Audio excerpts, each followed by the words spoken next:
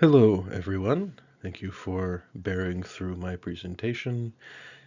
If you'll forgive my voice, I picked up a bit of a cold during the Thanksgiving break. Regardless, here we go. What's Not Said? Reparative Description for Queer Materials Within the Archive. Connor Chapman presenting. We will begin with an examination of the timeline of queer acceptance, as it is important for us to get a reference point for where we are and where we have been throughout time for the acceptance and tolerance of queer liberty in this country. Of course, my examination primarily focuses on Detroit and Michigan's LGBTQ movements. So that's what I'm most familiar with off of my own research here. So in 1972 was the first Pride Parade march in Detroit. There have been non-consecutive Pride parades since then, but 1972 was the first majorly organized one. It's detailed in the Come Out in Detroit comic by Tim Retzloff and Isabel Claire Paul, which is an excellent read if you guys have not experienced it.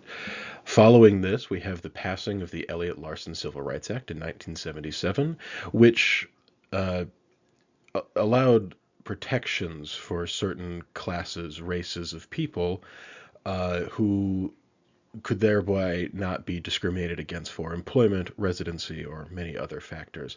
It's important to note, however, that sexual orientation and gender identity was not included in that 1977 act. Following that, some 30 years later or so, we have Lawrence v. Texas in 2003, a Supreme Court case outlawing sodomy laws across the country, disallowing, therefore, police forces and the government to interfere on the private lives of its citizens.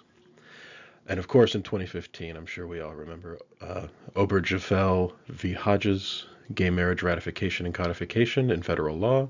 And then in 2023, expansion of Elliott Larson laws in Detroit included the queer community as one of the protected classes of people. This presentation and the paper that's associated with it has three primary arguments that I'm trying to make in conjunction with one another.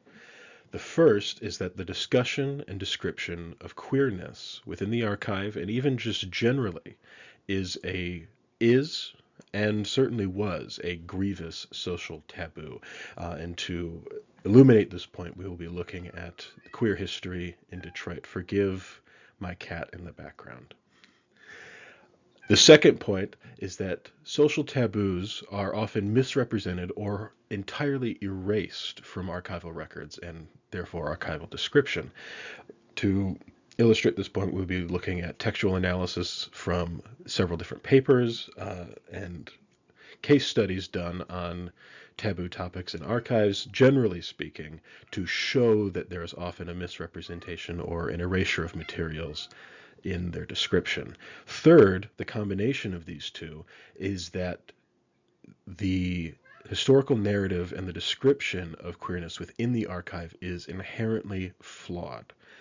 That the arrangement and description of the queer narrative in the archives is incomplete, biased, and oftentimes simply non-existent from the point of searching for those records. We will expand on these in the following slides. Queerness as a taboo are my first argument point. So we went over a timeline of the acceptance of queer culture and queer identity, broadly speaking, but specifically, let's look at Detroit.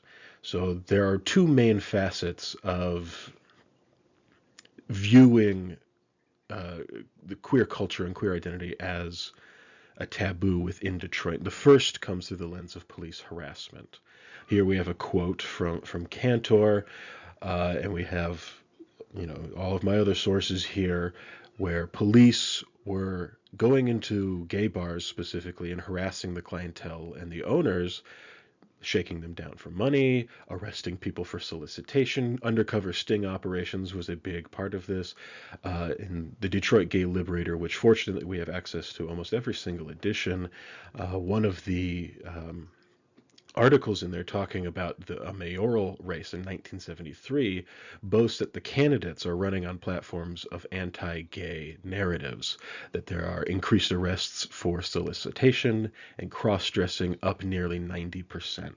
And of course, in 2020, we have the Bag a Fag initiative, as exposed by Rudy Serra, a undercover operation from the Detroit police to arrest feloniously gay people on the principle that they are simply existing in public. In addition to police harassment, we also have public violence. We have instances of arson and vandalism in queer spaces. These are movie theaters, bars, bookstores that are all vandalized by the public. We have gun violence, as illustrated in Matthew Lassiter's examination of police violence in Detroit in the 70s. And we also have homicides, murders of gay people.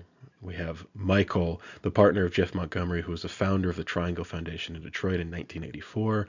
Dirk Fischer in 1971, murdered for the simple crime of existing in public.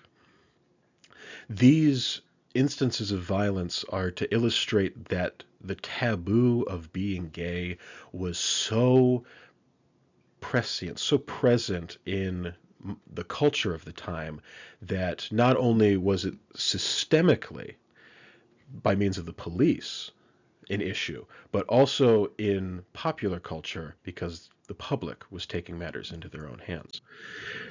On to the second point here, we have taboos in the archive. Our first point that we're going to look at is targeted erasure. Here we have a quote from Wulemeyer here, talking about how a taboo topic becomes a taboo topic because it is erased from the archive. The erasure of materials about queerness serves to erase queerness itself from the historical record.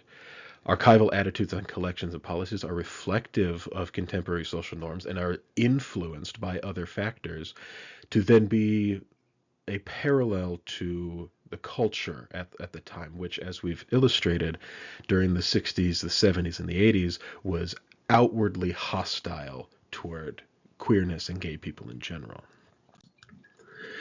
And as I said, other factors reflective of higher authority. It's not just the people in the archives that are not necessarily to blame, but responsible for the conservation of queer history, but these are referendums and notices from on high, from the people that run or fund these institutions of informational learning, such that cultural, governmental, legal, and corporate prerogatives for queer erasure often make queer history misrepresented or entirely erased within the archives. These are orders coming down, we don't save queer materials, that are essentially controlling the narrative of queer history through their silence on queer history during this period. Third argument, searching for queerness. I am arguing that with all of this in mind, this history of violence, this history of oppression, this history of erasure in a historical context, that the continued preservation of queer history is beyond reparative description. That is certainly an excellent first step, but there's more that can and should be done. We'll get to that in a moment.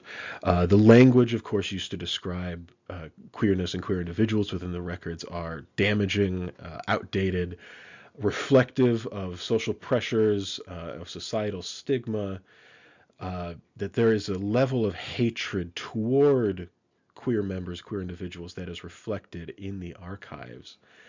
And that the language, as we see from this quote from Wagner et al., that the language has always been outdated. It's never been current. It's never been accurate. And so reparative description means that we're then enforcing our new understanding, which might not then be correct even in retrospect, which is why I'm saying what comes next. What can we do beyond reparative description to fix this issue? Reparative description is a great start, of course, but there's a fundamental disconnect between what is offered by the archives and what is needed by the queer community in terms of reparations here. There needs to be additional research and development of specific description guidelines for queer materials in the archive.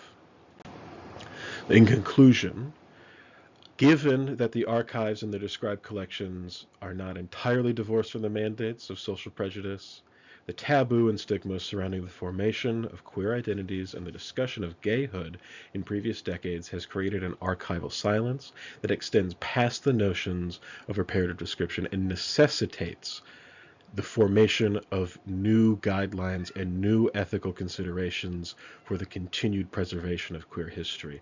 For this point, we look at the history of violence, which illustrates how taboo, just how taboo being queer has been in the past. And we look at that in conjunction with how historically archives handle queer materials, either eliding information or fully erasing it from the historical record, which then leads to queerness being misrepresented and erased from the archival record, thereby necessitating some improvement, some more research in this field to better